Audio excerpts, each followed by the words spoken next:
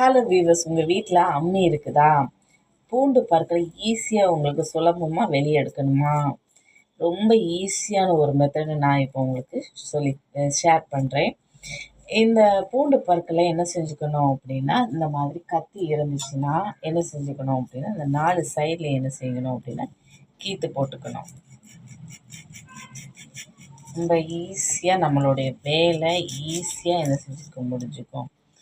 அப்படி நம்ம இருந்து உரிச்சிக்கிட்டு அப்படி நேரத்தை கடத்திகிட்டே இருக்கணும். இந்த மாதிரி நம்ம என்ன செஞ்சுக்கலாம் அப்படின்னா கீத்து போட்டுக்கணும். கீத்து போட்டுக்கிட்டு இந்த மாதிரி என்ன செய்யணும், இதுலேருந்து கலத்தி எடுத்துடணும்.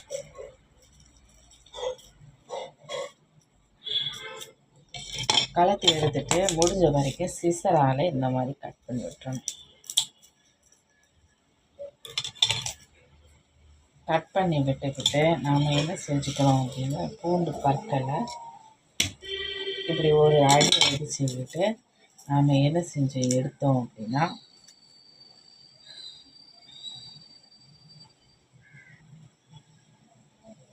பாருங்க எப்படி இருக்குன்னு பாருங்க.